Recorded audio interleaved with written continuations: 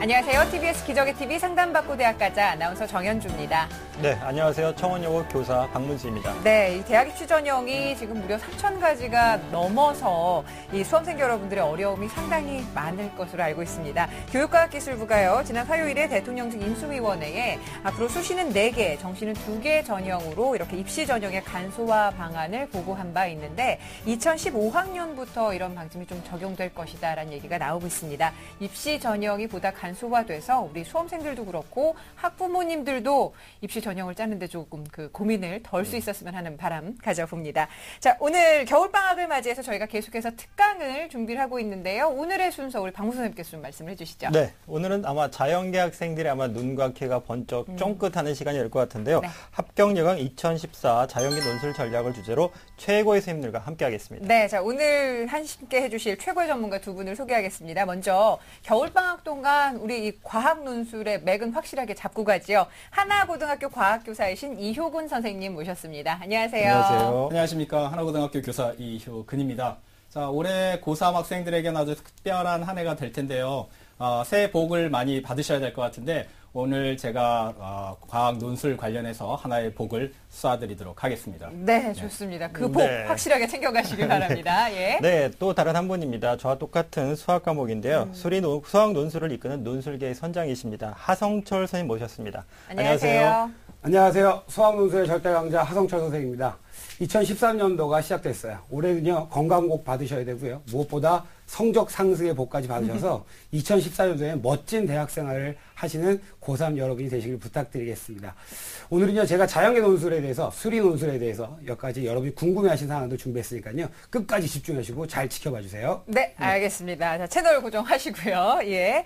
자, 저희 TBS 기적의 TV 상담받고 대학가자에서는 이렇게 겨울방학 특집으로 다양한 공부 방법 전해드리고 있는데 이제 무엇보다도 여러분들 입시 전략을 짜기 위한 상담을 또 저희가 준비를 하고 있습니다. 예비 수험생들을 대상으로 2014학년도 수시 상담 접수를 받고 있습니다. 어떻게 신청하면 되는지 좀 알려주시죠. 네, 지금 2014 입시 변화로 아마 많은 수험생과 학부모님들이 불안해하실 것 같은데요. 다음 주부터 저희가 수시 상담을 시작을 합니다. 저희 상담을 통해서 그 마음이 조금 누그러졌으면 좋겠는데요. 상담 접수는 02311-5441부터 2번으로 문의를 해주시면 되겠고요. 그리고 홈페이지를 통해서도 신청이 가능하니까 많은 신청 부탁드리겠습니다. 네, 저희 TBS 기적의 TV 상담받고 대학가자는 케이블 TV 그리고 지상파 DMB 또 CJ 헬로비전 등을 통해서 다양한 방법을 통해서 함께 하실 수가 있으니까요. 저희와 함께 2014학년도 수능에서 그리고 입시에서 최고의 좀 승자가 될 수 있었으면 좋겠습니다. 자, 그럼 TBS 기적의 TV 상담받고 대학가자 먼저 이호근 선생님의 강의부터 시작하겠습니다.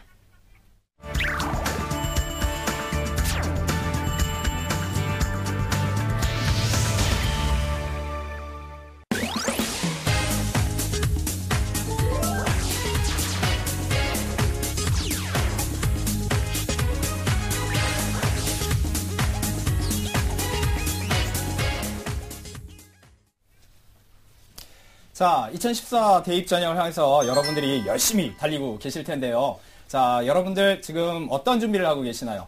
많은 학생들이 지금 수능 대비 또는 일부 학생들 같은 경우에 내신 대비까지 같이 겸해서 열심히 지금 달리고 있을 거라고 생각이 듭니다. 상위권 대학을 조금 희망하는 학생들 같은 경우에는 논술 대비도 하셔야 되겠죠. 오늘 자연계 논술, 특히 과학 논술을 어떻게 대비할 것이냐, 제가 오늘 단계별 학습을 통해서 어떻게 준비를 하는지 알려드리도록 하겠습니다. 크게 제가 단계별 학습 4단계를 지금 오늘 준비를 했는데요. 잠깐 안내를 해드리면 이렇습니다. 맨 처음에는 저희가 논술을 어떻게 대비할 거냐, 예비 단계라고 해서요. 여러분들이 논술 전형을 무조건 준비해야 되느냐, 그렇지 않을 수도 있고요. 또 어떤 학생이 그럼 논술 준비를 하느냐, 어떤 학생이 준비를 해야 되는지 좀 알아야 되겠죠. 그래서 예비 단계에서 그런 말씀을 좀 드릴 거고요. 그다음에 두 번째 단계에서 이제 본격적으로 이제 논술 전형을 준비하는 학생들 어떻게 그러면 준비해야 되나요? 이 궁금증을 해결해드리기 위해서 3가지 단계별로 제가 말씀을 좀 드리도록 하겠습니다. 그래서 맨 처음에는 기초 단계 해서 논술에도 기본적인 폼이 있죠. 여러분들이 논술 어떻게 해야 되나요? 가장 기본적인 자세부터 배워보시고요. 두 번째 단계로는 저희가 연습 단계를 말씀을 드릴 거고요. 자, 폰만 배우면 안 되겠죠. 어떻게 연습을 해서 자기 스타일대로, 자기 기술로 소화할 것이냐, 뭐 이런 내용을 알려드릴 거고요. 그 다음 마지막 단계로는 실전 단계겠죠. 그래서 여러분들이 어떻게 최후의 논술을 대비할 것이냐. 그래서 4단계로 설명을 드리도록 하겠습니다. 일단 첫 번째 단계 이제 예비 단계부터 저하고 같이 보시죠. 2014학년도 자연계 논술은요, 2013학년도 논술 유형과 좀 유사하리라고 지금 많이 판단들을 하고 계시는데요. 일단 2013학년도에서 어떻게 대비를 하는 건지 여러분들이 화면을 좀 보시면서 각 대학들의 전형 특징과 함께 내가 과연 이 논술을 어떻게 준비를 할 것이냐, 실제로 준비를 할 것이냐, 아니면 다른 쪽에 더 집중을 할 것이냐, 이런 것들을 살펴보는 시간을 먼저 갖도록 하겠습니다. 화면 보시죠. 자, 화면 보시면은요, 왼쪽에 논술 전형 실시대학입니다. 작년도에 실시했던 대학들이고요. 올해도 여전히 실시를 할 것이라고 예상이 되는 대학들입니다. 지금 대충 보시면 한 30개 조금 안 되는 대학들이 실시를 하고 있고요. 여러분들이 보시면 본인이 희망하는 대학인지 아닌지부터 먼저 확인을 하셔야 되겠죠. 확인을 해보시고, 그 다음에 이제 두 번째 보시면 전형 유형이 있습니다. 대부분의 대학들이 수시에서 이 논술 전형을 실시하고 있기 때문에 수시를 만약에 지원하는 학생들이라면 본인이 지망하는 대학에서 이제 어떤 전형에서 보느냐, 대부분은 이제 두 가지 전형입니다. 일반 전형 혹은 뭐 학생 전형에서 많이 보고 있고요. 또 하나는 이제 논술 우수자 전형이라 그래서 좀 특별 전형 같이 많이 이야기하고 있는데 요 전형들이 주로 논술 전형을 보는 대학입니다. 그러니까 전년도 그 인원수 대비를 한 100% 잡았을 때 이 전형 유형 일반 전형으로 뽑는 학생들이 약 30% 정도 내외에 듭니다. 그래서 여러분들이 가장 많은 학생을 뽑는 전형이기 때문에 본인의 전형을 잘 확인하시면 좋을 것 같고요. 두 번째 단계에서는 전형 방법을 보시면, 자, 이제 어떤 논술 전형에서는 어떤 성적을 주로 보느냐, 지금 보시다시피 학생부와 그 다음에 논술 성적을 기본으로 하고 있고요. 각 대학별로 반영 비율이 좀 다릅니다. 그래서 본인이 희망하는 대학은 홈페이지를 통해서 학생부에서 얼마만큼 반영을 하고 있는지, 논술은 얼마나 반영을 하고 있는지 잘 보시면 좋을 것 같고요. 마지막에 최저학력 굉장히 중요합니다. 왜냐하면 여러분들이 최저학력이 없는 대학이 있고요. 최저학력을 적게는 2개 영역 3등급에서부터 가장 높은 단계로는 3개 영역 1등급까지 많은 수준을 요구하고 있기 때문에 본인이 그 전형을 할 수 있는지 잘 판단을 하셔야 됩니다. 다시 칠판 보시면서 저희가 어떻게 본인이 이제 논술 대비를 정말 할 것이냐 말 것이냐 그 결정하는 팁을 4가지를 정리해서 제가 알려드리도록 하겠습니다. 일단 첫 번째 팁은요, 아까 마지막에 말씀드린 최저 자격 요건인데요. 본인이 아마 본인의 성적을 가장 잘 아실 거라고 생각이 듭니다. 그래서 본인이 희망하는 대학에 내가 수능에서 어느 정도 단계를 유지할 수 있을 것이냐. 최저 자격을, 그러니까 많은 학생들이 수시에서 먼저 논술 전형으로 붙었는데 최저 자격이 안 돼서 떨어지는 그런 사태가 벌어질 수 있어요. 그럼 굉장히 곤란하겠죠. 그래서 일단 본인이 최저 자격을 충분히 할 수 있느냐 없느냐 판단을 먼저 하시는 게 중요하고요.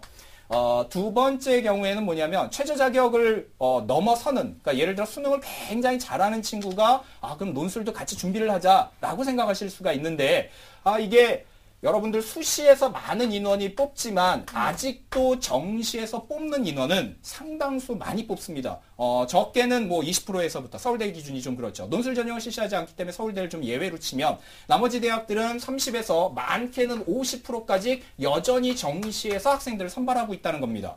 따라서 여러분들이 수능 점수가 잘 나오고 최저를 충분히 만족하고 있고 더군다나 어느 정도 굉장히 좋은 점수가 나온다면 오히려 정시 전형을 노리는 것도 방법이 됩니다. 이럴 때 시간이 많지 않기 때문에 여러분들이 선택과 집중을 확실히 하시는 게 중요할 거고요. 그 다음에 세 번째 특징으로는 뭐가 되냐면 만약에 논술 전형을 준비하는 학생이 골고루보다는 국어, 자연계 학생들이다 보니까 국어, 영어 성적에 비해서 수학과 과학 성적이 매우 우수하게 나오는 학생들이 있습니다. 이런 경우에는 아무래도 수학과 과학과 관련되는 내용에 대해서 굉장히 강한 친구들이기 때문에 이런 학생들 경우에는 정시에서 수능으로 가는 방법도 있지만 논술 전형을 통해서 훨씬 더 상위권 대학을 노리는 방법도 있을 수 있거든요. 그래서 요걸 잘 생각하시고요.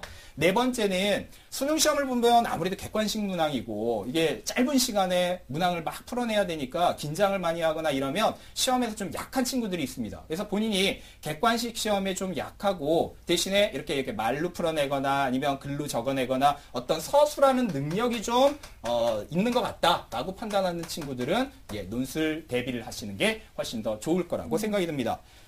자, 이제 여러분들이 예비 단계에서 논술 전형을 내가 준비를 할 거냐 말 거냐를 좀 고민을 해보시라고 말씀을 드렸고요. 뭐 아직도 결정을 내리지 않은 친구는 이번 겨울방학 동안에 조금씩 준비해 가면서 판단해도 늦지 않으니까 일단 준비를 해보면서 가는 방법을 또 안내하도록 하겠습니다. 먼저 첫 번째는 이제 논술을 준비하겠다. 그런다면 아까 말씀드린 대로 세 단계로 좀 접근을 하면 좋을 것 같습니다. 네, 첫 번째 단계는 기초 단계고요. 기초 단계는 여러분들 논술이라고 하는 것이 어떤 기본적으로 하는 방법론이 있어요. 그래서 과거에는 뭐 문제 갖고 기출 문제 갖고 막 어떻게 풀면 되겠지라고 했는데 요즘은 논술을 접근하는 기초 단계 과정 강의들이 굉장히 많이 늘어났습니다. 뭐 EBS 강의도 그렇고요. 그다음에 여러 군데에서 한국대학교육협의회 같은 경우에서는 책자를 이용해서 여러분들에게 많은 자료를 제공하고 있습니다. 홈페이지에 가시면 PDF 자료로 그런 책자들의 자료들이 나와 있기 때문에 여러분들이 그걸 찾아보시면 충분히 논술의 기초 과정을 배울 수 있기 때문에 잘 해보시면 좋을 것 같고요. 자, 기초 단계에서 여러분들이 그러면 어떻게 하느냐? 화면을 보면서 여러분들이 기초 단계 과정에서 어떠한 것들이 있는지 최소한 공부해야 될 건데 기초 단계가 뭐가 있는지 모르잖아요. 그래서 최소한의 것만 알려드릴 테니까 그걸 보시고 그런 과정의 강의를 찾아갈 수 있도록 준비를 좀 하시면 좋을 것 같습니다. 그 화면 참조하시죠. 자, 논술 문항의 해결 과정이고요. 크게 지금 4단계로 나뉘어지고 있는데요. 첫 번째는 논제와 제시문의 분석 단계입니다. 나중에 이제 해보시면 알겠지만 논점 분석이라든지 조건의 파악, 뭐 사실 조건이라든지 그다음 평가 조건이라든지 이런 것들 무엇을 답으로 써주길 요구하는가에 대한 분석 기법이 있습니다. 네, 이런 분석 기법에 대해서 간략하게 학습을 하셔야 될 거고요. 그 다음에 그 분석에 따른 출제 의도와 그 다음에 해결 전략, 본인이 어떻게 답안을 써갈 것인가 전략을 구상하는 방법론이 계셔야 됩니다. 그래서 그 방법론에 의해서 바로 답을 쓰는 것이 아니라 여러분들이 개요를 작성하시면 훨씬 더 답안을 원활하게 써가실 수 있는데 개요 작성 및 답안 쓰기 이런 단계별 학습을 단계별 과정을 통해서 이루어지게 됩니다. 자, 여러분들이 기초 과정 아까 말씀해드렸지만 논술의 해결 전략을 통해서 여러분들이 접근을 하실 수 있다라고 말씀을 드렸고요. 시간이 참 많으면 이거 다 강의를 해드리겠는데 불행히도 시간이 좀 없죠. 그래서 여러분들은 요거 어디에서 좀 찾아보시면 많이 있냐면 여러분들 뭐 알다시피 EBSI라든지 무료 인강으로 많이 준비가 되어 있겠죠. 또 여러 가지 기타 강의를 많이 제공하는 곳들이 있습니다. 그래서 여러분들이 기초 과정을 보통 한 10차씩 이내로 구성을 하거든요.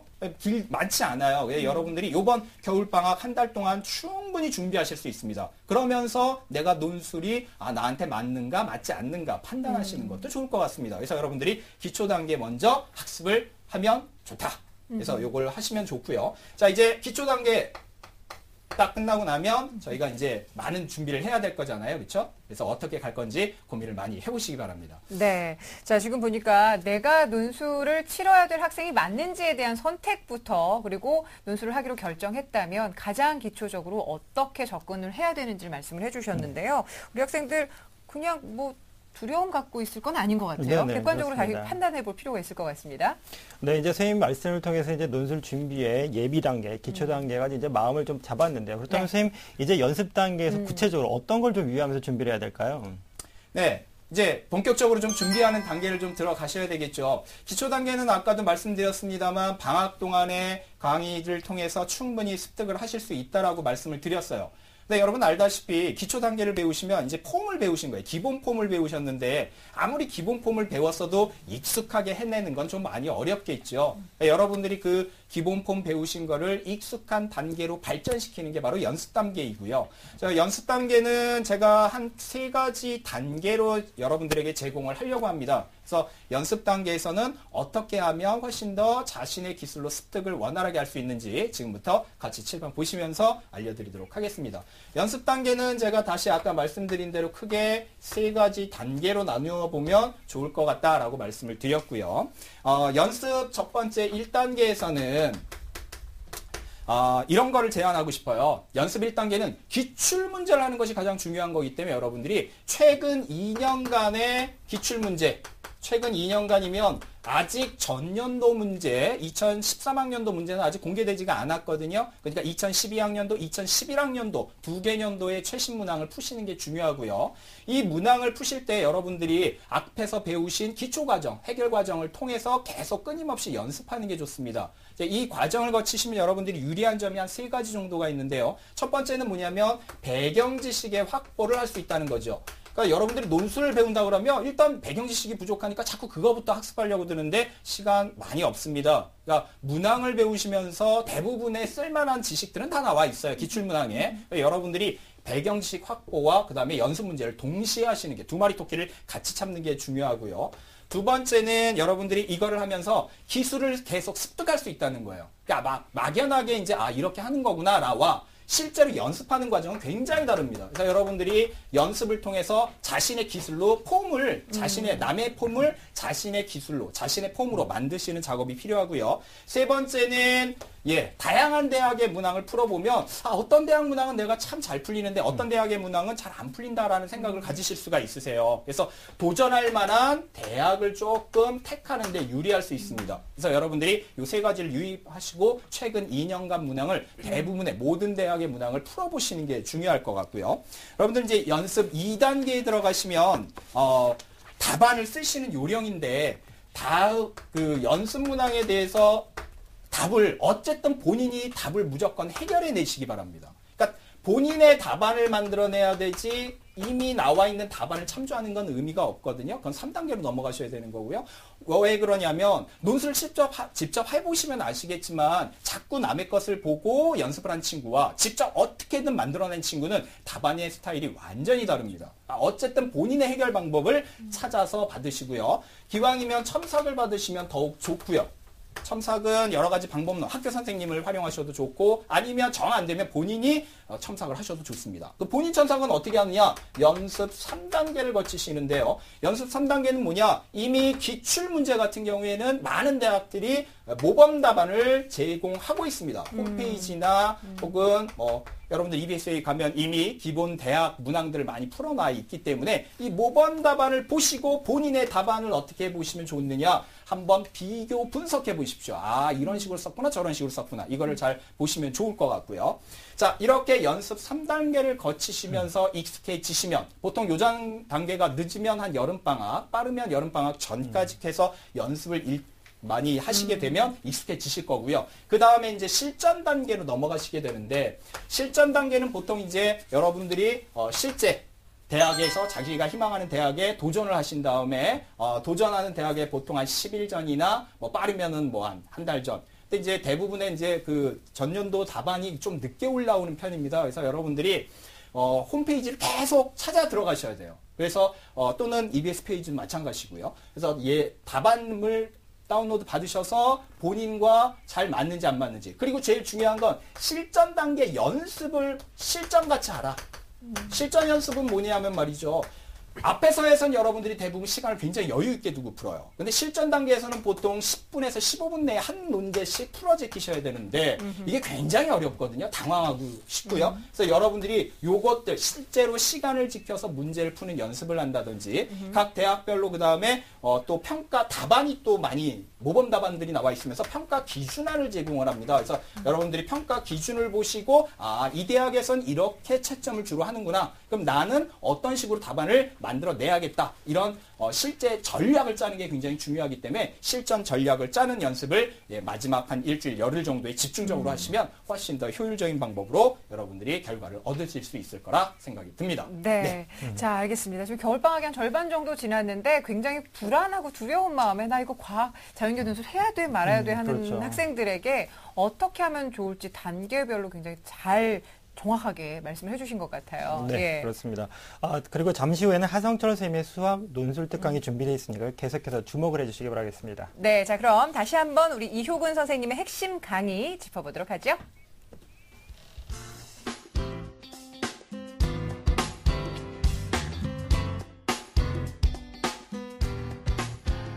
1단계에서는요, 희망대학뿐만 아니라 최근 2년간 논술 전형 실시 대학의 문항을 많이 풀어봐야 되겠습니다.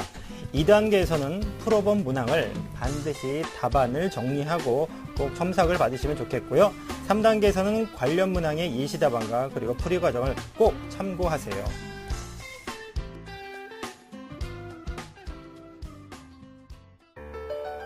수학은 암기가 아니라 이해라고 말하는 오늘의 주인공. 자연계 논술 중에서도 특히 어렵다는 수리논술을 중점적으로 준비하고 공부했다는 한양대학교 수학교육과 2학년 이윤재 양. 여러분, 제가 지금 수리논술 문제를 한번 풀어보았는데요. 어때요? 굉장히 어려워 보이죠? 하지만 처음부터 꾸준히 차근차근 준비를 하면 그렇게 많이 어렵지 않아요. 제가 오늘 조금 더 쉽게 공부하는 법을 알려드릴 테니까 저를 한번 잘 따라와 보세요. 이윤재 양의 자연계 논술 공부 비법을 지금 알려드립니다. 까다로운 수리논술, 문제 그 자체보다 용어가 어렵기 때문에 문제를 잘 읽어야 한다는데요. 문제에서 나와 있는 단어들을 확실하게 보고 그럼 내가 정확히 무엇을 증명해야 하는지 그 단계를 밟아가는 게 되게 중요하다고 생각을 해요. 답에만 급급하지 말고 문제에도 굉장히 그 풀이에 도움되는 정보들 같은 거를 많이 얻을 수가 있거든요.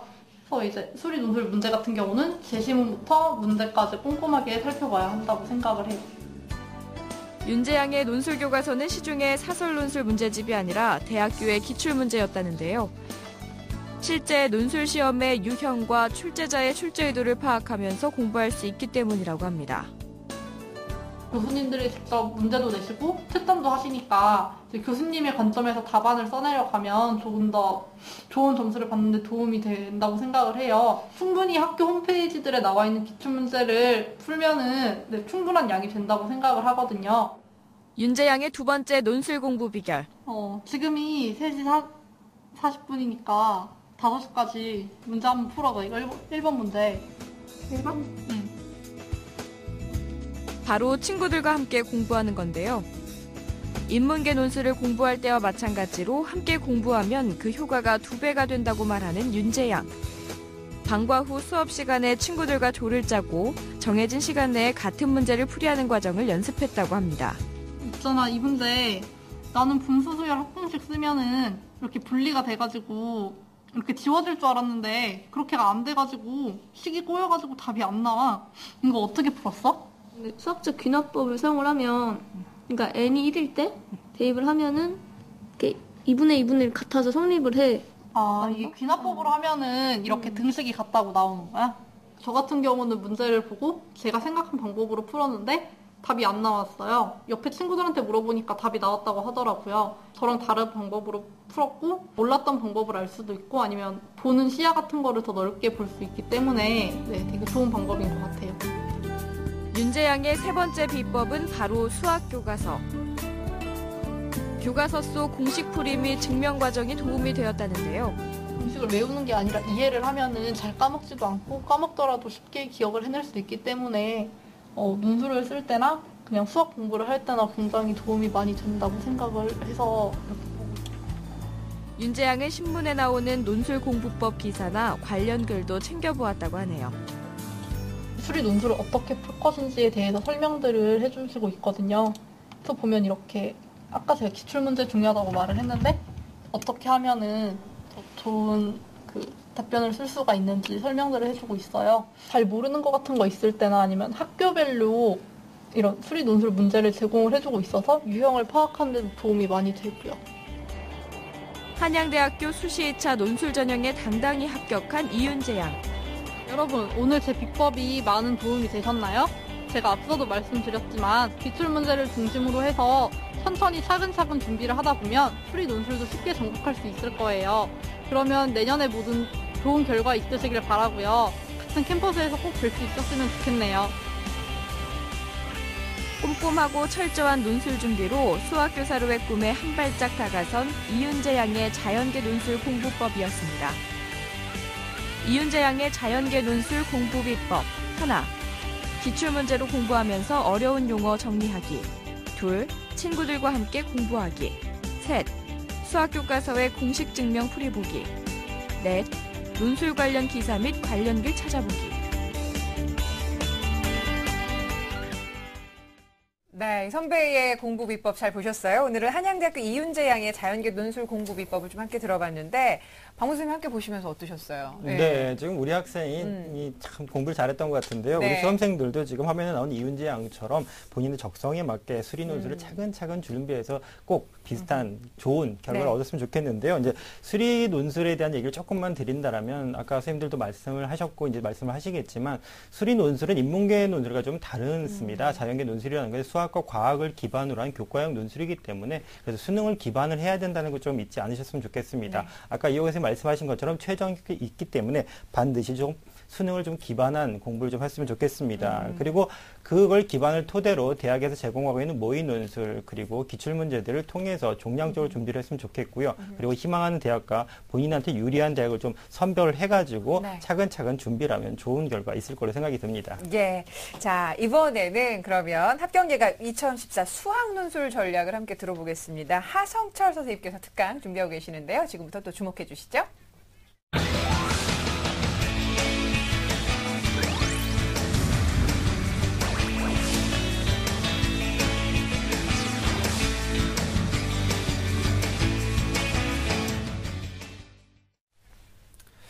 네, 지금부터 이제 수학 논술 얘기를 좀 하려고 해요. 근데 이 수학 논술을 하려고 하면 우리 옛말에 이런 말이 있죠. 지피지기면 100점 불퇴, 100점 백승. 다시 얘기하면 적을 알고 나를 알면 우리는 반드시 승리할 수밖에 없다는 건데 표현이 좀 그렇습니다. 대학이 저희의 적이죠. 저희는 대학에서 낸 문제를 풀어야 하기 때문이죠. 그렇다면 대학에서 어떻게 출제 방향을 잡고 있는지를 알아야 우리가 그거에 대해서 맞춰서 대비를 할 수 있다고 생각이 되어집니다. 근데요, 그 대학에서 이제 논술을 출제할 때 방향들을 보면 첫 번째로요, 이런 것들을 좀 해요. 얼마나 이 학생이 자기주도 학습을 할 수 있으며 논리적인 사고 능력을 가질 수 있느냐라는 것을 테스트합니다. 다시 얘기하면요, 지금 현재는 지식과 정보가 너무너무 많아요. 그런데 그 많은 정보와 지식들을 잘 선별하고 비판해내서 그리고 그런 지식들을 잘 모아서 얼마나 잘 창의적인 방법으로 더 나은 것들을 만들어낼 수 있을까라는 것이 현대의 가장 큰 관심사인 것 같아요. 그게 아마 지식인이 아닐까 싶습니다. 그렇다면 각 대학에서는요, 그런 것들을 출제하기 위해서, 그런 것도 테스트하기 위해서 아마 자기주도 학습을 얼마나 잘할 수 있느냐, 그리고 사고 능력이 좋은 아이들을 선별하고 싶겠죠. 그렇다면 그쪽 방향에 맞춰서 아마 출제가 될 겁니다. 그러면 종합적이고 사고 능력이 높다라는 건 과연 무엇인가라는 거죠. 두 번째로요, 이런 것들을 한번 생각해 보세요. 그냥 내신 문제는 어쩌면 단순한 계산 문제일 수도 있고요. 물론 사고 문제도 있습니다. 그리고 우리가 단순한 공식들을 대입해서 푸는 문제들도 있죠. 하지만 논술이라고 하는 것은요, 그런 단순한 공식이나 단순한 계산을 통해서 이 아이가 어느 것을 암기하고 있는지를 묻는 것이 아니라 이 아이가 이걸 논리적으로 수학적인 사실을 잘 알고 있느냐를 묻고 싶은 겁니다. 다시 얘기하면 원리를 잘 터득하고 있니? 너 개념을 정확하게 알고 있니? 이런 것들을 테스트하고 싶은 거예요. 그래서 요즘 점점 풀이형보다 논증형의 문제들로 모양새가 조금씩 바뀌어가고 있습니다. 논증형과 풀이형은 좀 이따 제가 자세하게 설명해 드릴 거고요. 그럼 이 두 가지 말고 또 무언가를 또 테스트하고 싶은 거냐라는 거죠. 자연계 논술은요, 본고사라는 뉘앙스를 좀 피하고 싶어요. 대학에서 출제하지만 뭔가 대학의 서열을 결정짓거나 이렇게 하는 것들을처럼 보이고 싶지 않아 하기 때문에 철저하게 교과서에서 출제한다는 사실이에요. 그런데 많은 학생들이 너무 교과서를 등하시하세요. 제가 보기엔 교과서에 참 읽을 거리와 생각할 거리들이 많은데 그냥 우리는 교과서는 참 쉬운 책, 그냥 선생님들 재미없게 수업하시고 왜 이렇게 지겨운지, 익힘책 문제는 왜 이렇게 많은지. 그런데 그거 아니라는 거죠. 교과서에서 조금 더 발전되고, 그래서 여러분 교과서에 보시면요, 더 생각해보기, 더 알아보기, 창의력 향상 문제 이런 것들이 있어요. 그런 것들이 곧 논술의 제재가 되고 조금 더 여러분이 깊게 생각하신다면 아마 2014년 논술 문제도 여러분이 적중시킬 수 있지 않을까라는 이 생각을 저는 해봅니다. 그러면 세 번째 원칙이 교과서였다면 이 교과서에 맞게끔 우리가 공부를 해야 할 텐데, 이전의 논술 문제들은 약간 이 아이가 언어적 능력이 있는지, 그리고 수학 중심적으로 내다보니까 수학적 능력으로 뭔가 결판을 지으려고 했어요. 그런데 요즘은 많이 바뀌었다는 사실입니다. 과학적이고 이 아이가 얼마나 제시문을 분석을 잘할 수 있을까. 이 아이가 언어적 능력을 제시문의 분석으로 테스트하고요. 그 제시문에 분석된 내용들을 얼마나 많이 내가 알고 있는 사실을 통해서 우리 학교 선생님이 가르쳐준 내용이 여기 있었네? 라고 확인할 수만 있다면 여러분이 아마 올해 승자가 되지 않을까라는 생각이 듭니다. 얼마나 과학적이고 분석적으로 대비할 것인가, 그리고 이 아이가 정말 분석할 수 있는 힘을 스스로 기를 수 있는가를 테스트하고 싶다라는 거죠. 그런데 이렇게 바뀐 이유가 있어요. 뭐냐면 예전의 논술이나 수능시험 가지고는 물론 전적인 모양은 아닙니다. 하지만 과학적이고 분석적인 모습을 좀 더 디테일하게 보기 위해서 대학에서 이쪽 방향으로 논술 문제를 출제하고 있는 것 같아요. 그런데요. 그럼 오늘은 지금 아까 이호 선생님께서 너무 정말 좋은 얘기를 많이, 저도 참 오늘 많이 배웠습니다. 그런데 여러분이 오늘 저 아까 이 칠판 주기가 너무 아까웠어요. 왜냐면 제가 오늘 이거 확실히 눈 찍고 가야 되겠다. 너무너무 좋은 강의였는데 여러분이 선생님이 말씀하신 그 4단계를 지켜가기 위해서 수학에서 또 준비하실 것들이 좀 있어요. 뭐냐면 수학에서 이제 대학에서 출제하는 방향들을 알았다면 이제 수학 논술에서 출제하는 내용이 뭔지를 여러분이 잘 아셔야 된다는 거죠. 자연계 아이들이 이 논술 시험을 봐요. 그러면 아무래도 순수 이과 과목들에서 아무래도 시험을 좀 많이 출제하겠죠. 여러분이 이제 예비 고3이 되셨고, 그럼 이제 기하 벡터, 적분과 통계, 수투, 수원 다 이런 걸 배우실 거예요. 그런데 기하 벡터 단원이 좀 의외로 요새 많이 출제가 안 되는 것 같아요. 그리고 여러분이 좀 많이 힘들어 하시죠. 수능 문제도 어렵고요. 그죠? 그러다 보니까 여러분이 자꾸 2차 곡선, 공간도형 벡터, 미적분 단원을 좀 소홀히 하시는데 학교 수업 정말 열심히 들어보세요. 그 안에 논술 문제 나옵니다. 분명히 제가 장담하죠.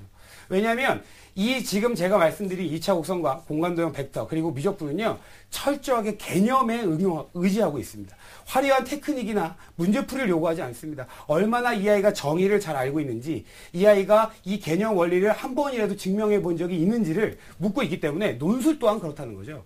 그래서 첫 번째로 2차 곡선, 공간도형 벡터, 미적분인데요. 미적분은 심지어 점화식하고 섞여내는 경우도 있고요.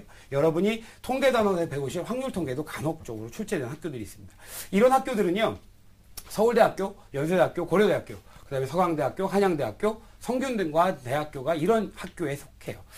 그리고요, 이 대학 입시를 봤을 때 논술 유형이 크게 세 가지 중에 첫 번째는 지금 이런 주요 대학들에 대해 설명했고요. 두 번째는요, 다양한 영역들로 출제를 하고 있다는 겁니다.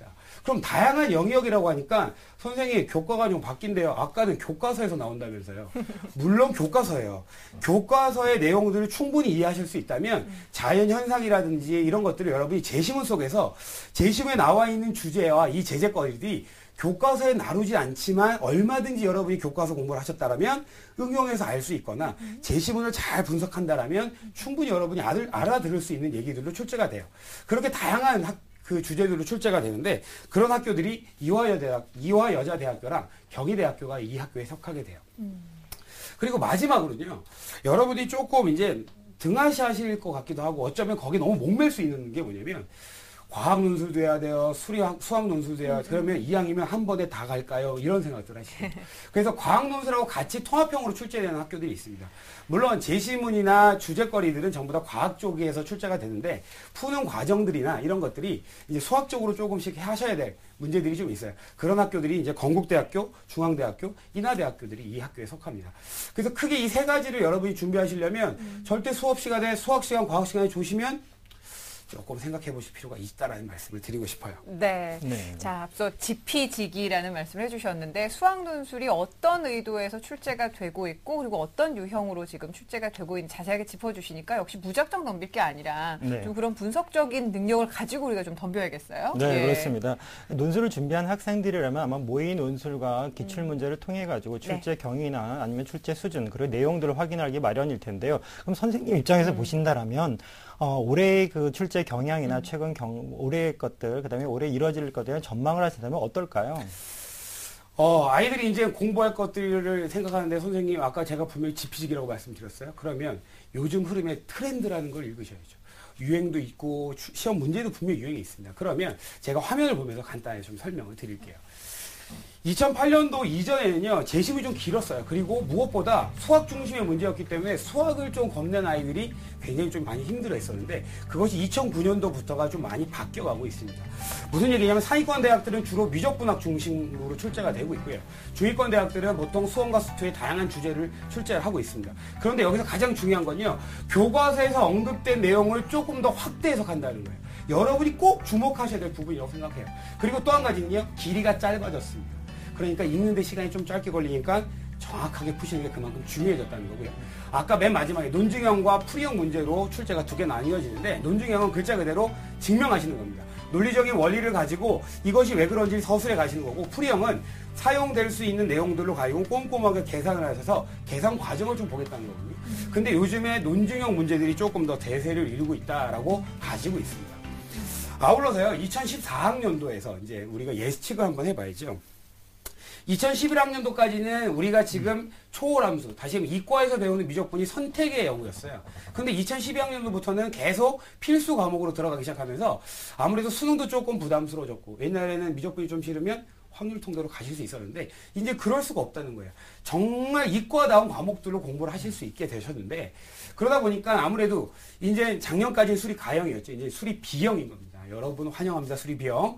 수리 B형으로 보시는 학생들은요, 아무래도 순수 이과 과목인 이과의 삼각함수라든지 초월함수의 극한과 미적분 쪽에서 조금 더 내용들이 많이 출제가 되고 있는 것 같아요. 그래서 여러분이 수투의 앞쪽, 수투 전체죠. 방정식, 부등식을 좀 제외하고요. 수투랑 적통에서의 적분 쪽을 여러분이 조금 더 신경 써서 교과서를 한 번만 더 읽으시는 걸로 저하고 약속하시는 걸로 하겠습니다. 그래서 거기 출제 가능성이 좀 커질 것 같고요. 행렬의 1차 변환이라는 것이 과거에는 빠졌었어요. 심지어 저 같은 경우도 이 학교 다닐 때 딱 배우고 대학 가서 좀 배우고 그때 사라져서 제가 선생님을 하면서도 조금 많이 힘들었던, 왜 이걸 안 배우나. 근데 대학에서는 굉장히 중요한 단어입니다. 그러니까 아무래도 대학 교수님들이 출제하시기 때문에 1차 변환도 가장 기본적인 성질들까지도 여러분이 좀 체크를 해 두셨으면 하는 바람이 있습니다. 아울러서요, 2013년도, 14년도에 문제가 출제하는 형식들이 좀 바뀌었어요. 과거에는 한 문제에 30점짜리였습니다.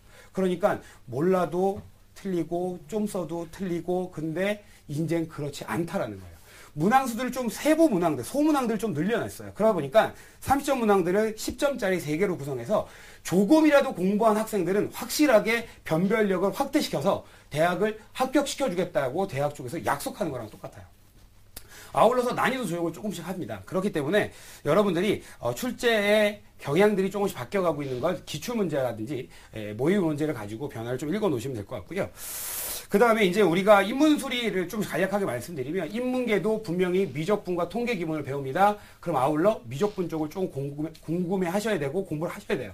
그 이유가 뭐냐면 고려대학교라든지 한영대, 상경 이런 학교들은요, 인문수리 쪽, 인문 논술을 보는 가운데 수학 문제가 들어가 있습니다. 그래서 그 부분을 잘 쓰시면 합격에 조금 더 가까워지겠죠. 아무래도 A형을 하면 수학이 조금 두려울 수 있잖아요. 그죠? 그러다 보니까 거기서 점수를 한번 획득해보자라는 제 전략을 말씀드리고 싶어요. 네, 알겠습니다. 자, 최근에 출제 경향, 그리고 2014학년도 수학 논술 출제 경향 함께 얘기를 해주셨는데, 미적분 영역이 확대될 것 같다는 말씀 좀 주목해 주세요. 예. 네. 수학 논술을 준비하는 학생들 같은 경우는 기본적으로 출제 경향을 당연히 알고 있어야 궁금할 건 맞는 것 같은데요. 학생들이 이것 말고도 다른 것들이 되게 많이 궁금할 것들이 많을 것 같습니다. 선생님, 학생들이 궁금한 또 어떤 것들이 있을까요?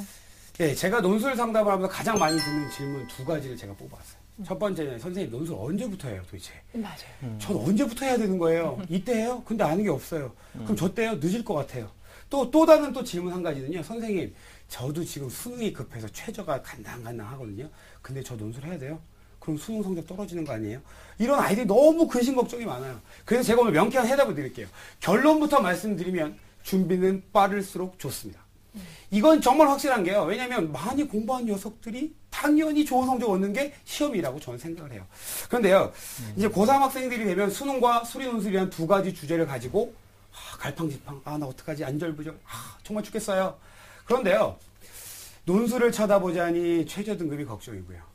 수능을 쳐다보더니 아까 이호근 선생님이 정시 때 30에서 50이라고 하셨건데, 이 수시 인원이 조금씩 늘어가고 있는 건 사실이거든요. 그러다 보니까 수능만 해가지고는 선생님 저 수시가 되어왔네요. 이렇게 된다는 거죠. 그렇다면 결론 하나 말씀드릴게요. 모든 결과를 만들어낼 때는요, 리스크가 없는 좋은 결과는 없습니다.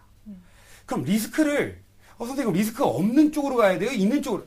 그런 질문이 아니라, 여러분이 선택할 수 있는 걸 리스크가 그만큼 작은 쪽을 선택할 거냐, 아니면 리스크는 크되 성과를 가장 극대화할 수 있는 방법으로 갈 것이냐, 이 2가지를 선택하시는 게 가장 중요하다는 말씀을 드리고 싶어요. 고3이라면 주저하지 마시고 바로 시작하셔야 됩니다. 간단하게 표를 그리고 드리면서요, 제가 공부하셔야 될 시기에 대해서 간단하게 설명을 좀 드릴게요. 첫 번째는요, 아이들이 보는 경우들은요. 고3이 올라가는 겨울방학 때 이제 보통 시작을 하는데 제가 가장 추천하는 시간입니다. 왜냐하면 이제 이과 과목들 좀 배웠고요. 이제 앞으로 해야 될 방향들을 선생님이 많이 설정해 주시기 때문에 공부를 좀 더 효과적으로 할 수 있고요. 아무래도 많은 내용들을 할 수 있어져요. 그런데 대다수의 학생들이 그때까지 수능에 목매느냐고 자꾸 미루다 고등학교 3학년 1학기 때 시작을 해요. 그것도 여름방학 시작하기 전에. 그러면요, 자연스럽게 무엇이 문제냐면 리스크는 점점 올라가게 된다는 겁니다. 왜냐하면 시간이 없어요. 근데 같은 양을 공부해야 해요. 그러면 자꾸 건너뛰게 돼요. 그리고 건성으로 공부하게 되죠. 그러다 보니까 당연히 리스크는 점점 올라가게 될 겁니다. 또한 어떤 아이들은 이런 학생도 있어요. 선생님 2학기 때요. 이제 수시를 준비하면서 수시 앞에 수능 전에 보는 수시 학교도 있잖아요. 그 학교 전 일주일 전에 공부하거나 수능이 끝난 이후에 막 하려고 하면 리스크는 급상승이고 효과는 없어요. 왜냐하면 그때는 이미 다른 학생들 먼저 시작해서 저만큼 도망가고 있으니까 우리는 너무너무 힘들어진다는 거죠. 그래서 극히 일부의 효과를 보는 경우를 봤기 때문에 제 생각은 지금 바로 여러분이 시작을 하셔야만 효과를 극대화하실 수 있을 것 같습니다. 근데요, 이 논술을 준비할 때 제대로 준비한다는 건 건성으로 공부하시는 걸 말씀드리는 게 아니에요. 그러니까 건너뛰기 하실 수 없어요. 단원의 흐름을 꼬박꼬박 잘 지켜서 보셔야 되고, 아까 이호근 선생님 말씀하신 대로 단계별로 잘 쫓아서 여러분이 준비하신다면 정말 좋은 효과를 만드실 수 있을 것 같아요. 미루지 마세요. 지금 시작하셔야 돼요. 지금 이거 끝나시고 나서 펜 잡고 수학 교과서 피시고 시작하시면 여러분이 합격 영광을 가져가실 수 있으실 것 같아요. 근본적인 문제가 있어요. 조급해하지 말자는 겁니다. 시작하는 시간이 좀 달라져요. 절대 조급해하시지 않았으면 좋겠고요. 여러분이 지금 공부하겠다는 그 의지, 그리고 고3 때 내가 무언가를 엄마한테 보여주겠다. 그리고 난 2014년도에 정말 훌륭한 대학생으로서 대학의 낭만을 느끼고 싶다. 그 열정이면 수학 논술, 과학 논술 여러분이 승자가 되실 수 있습니다. 네. 자, 준비하는 시기가 좀 늦춰질수록 리스크는 조금씩 커지고 효과는 네. 급감할 수 있다고 하니까 있고. 오늘 당장입니다, 여러분. 네. 자, 그러니까 뭔가 차근차근 준비해 나가면 늦었다는 그런 부담감에서 벗어날 수 있을 것 같습니다. 지금 당장 시작하시면 될 것 같아요. 예. 네. 자, 그럼 하성철 선생님께서 짚어주신 합격 예강 2014 수학 논술 전략 다시 한번 되짚어 보겠습니다.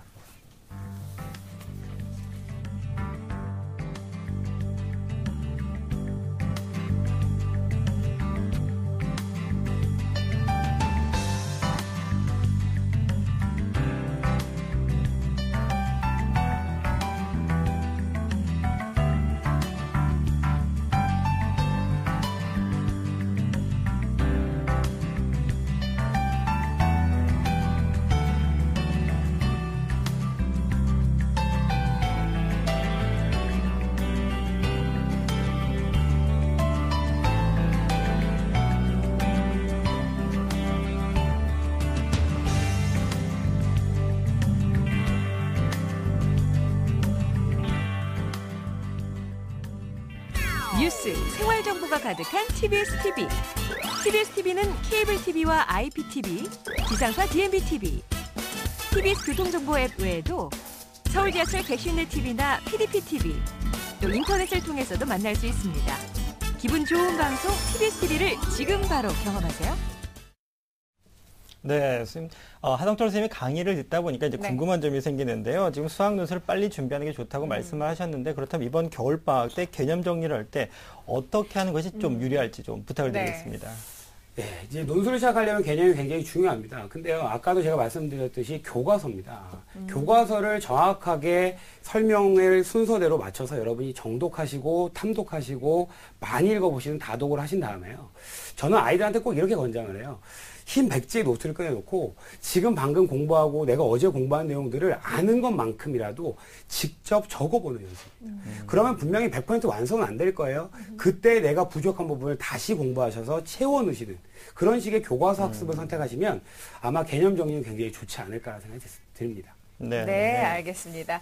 자, 오늘 이렇게 해서 과학 논술 그리고 수리 논술, 우리 자연계 학생들을 위한 논술 공부 방법을 좀 전해드렸는데요. 최고의 선생님들께서 특강을 해주셨는데 지금 얘기를 들으면서 맞아 하지만 머릿속에 안 들어왔다는 학생들 다시 보기 하실 수 있으니까 꼭 참고하셨으면 좋겠습니다. 자, 오늘 함께 해주신 이효근 선생님 그리고 하성철 선생님 감사합니다. 고맙습니다. 감사합니다.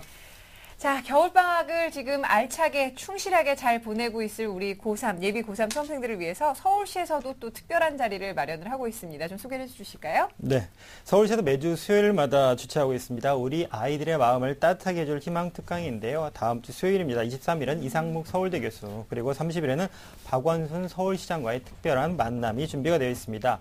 이번 희망 특강은요, 서울시 신청사 8층에 있는 다목적 홀에서 열리게 됐는데요. 자세한 사항은 02-2121-2124부터 8번으로 문의를 하시면 되겠습니다. 네. 자, 저희가 계속해서 이 겨울방학 특집으로 우리 수험생들을 위한 방법, 공부 방법을 전해드리고 있는데요. 또 내일은 지금 이 방송 함께하고 계실 학부모님들을 위한 특별한 시간을 마련하고 있습니다. 겨울방학 특집으로 학부모를 위한 자녀 교육 특강을 마련하고 있으니까요. 내일 이 시간도 꼭 시청해 주시길 바랍니다. 함께해 주신 여러분 고맙습니다.